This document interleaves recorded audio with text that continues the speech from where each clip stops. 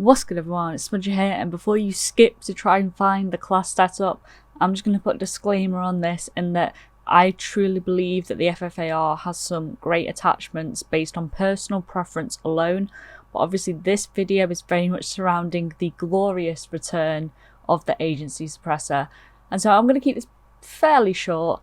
We're just going to kind of jump straight into it. I'm going to go through why I use attachments other than the agency suppressor to kind of support it, and why the agency suppressor could be the best thing to happen to Cold War guns, period.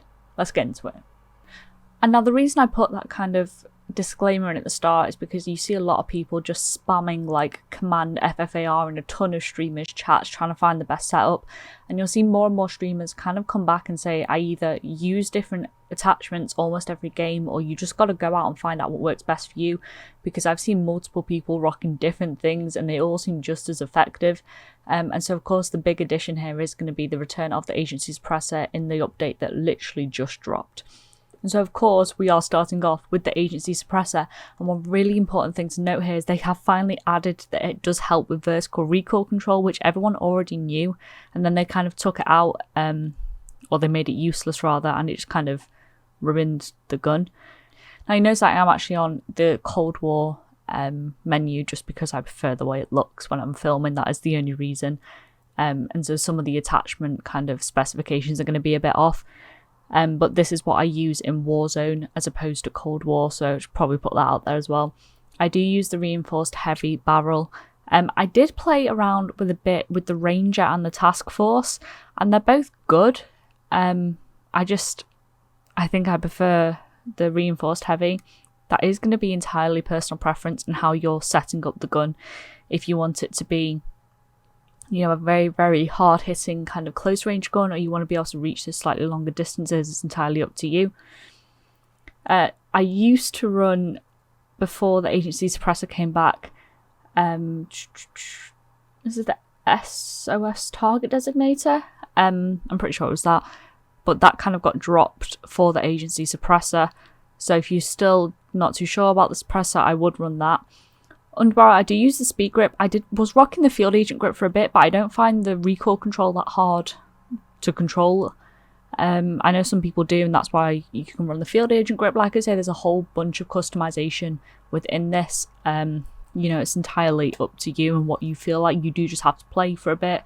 I run the 44 round mag. I know some people also run this, but it slows down your ADS time in both games. It's just not really worth it. Don't actually run a handle. They don't work in Warzone, so there's no point. And finally, the SAS combat stock. You could run the Raider stock as well if you wanted it to be even snappier, but this does, I don't know, I just feel a bit easier to strafe. Personal preference again. And that is my setup. It's pretty simple. Like I said, there's going to be variations depending on what you find works best for you, how you're running it. If you're running it with a sniper, if you're running it with a MAC-10, which is also going to be a beast now that agency suppressor is back in the game. So I'll make sure to drop a video probably later today on the best MAC-10 setup, because that's a bit less subjective. I think there's definitely 3 attachments that you have to be running in order to make your MAC-10 as best it can. The rest of it is just kind of personal preference. And I like that about the Cold War guns as far as customization goes. With the Modern Warfare guns, you very much feel like it has to be VLK, monolithic, and like commando foregrip for most things, or, you know, Merc foregrip if you're on an SMG. There's very little scope for variation, whereas at least here you can switch up a few things. Obviously you're going to want a bigger magazine, and if you are running a longer range AR, you're going to want a scope on that, but like there's definitely more scope for customization.